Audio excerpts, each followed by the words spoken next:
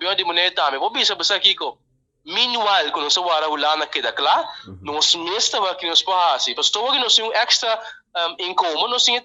tourism tax, não é tourism tax também. Nós podemos usar também parte de tourism tax, bisa. Bota que o país, não, bota bisa por exemplo,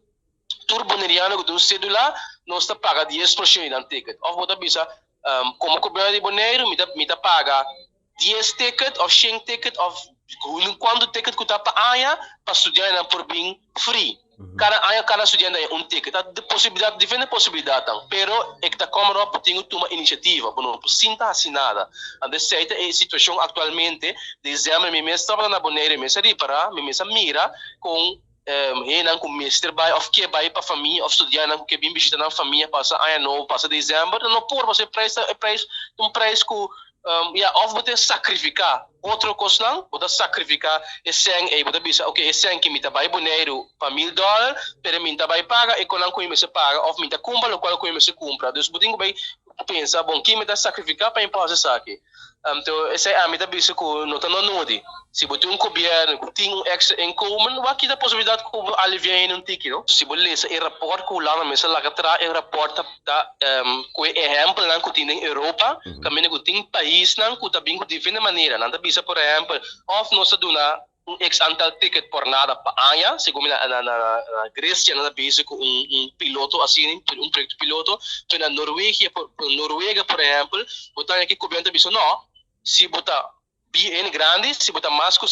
grande que 67, se botar estudante, se botar cego, se botar handicap, botar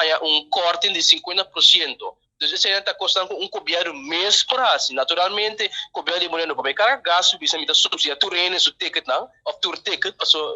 não são isso chiquito, assim na breita tampouco não sou tinha, se está rolando su paqui an, pero como o governo de Moreno vai fazer algo chiquito sim para aliviar ene su dolor. Lá não sou lubida, que tá aia passar,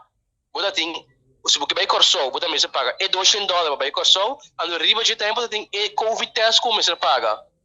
Não tá, mas foi bem passar também bisa meu tá fair que rende é passageiro é habitante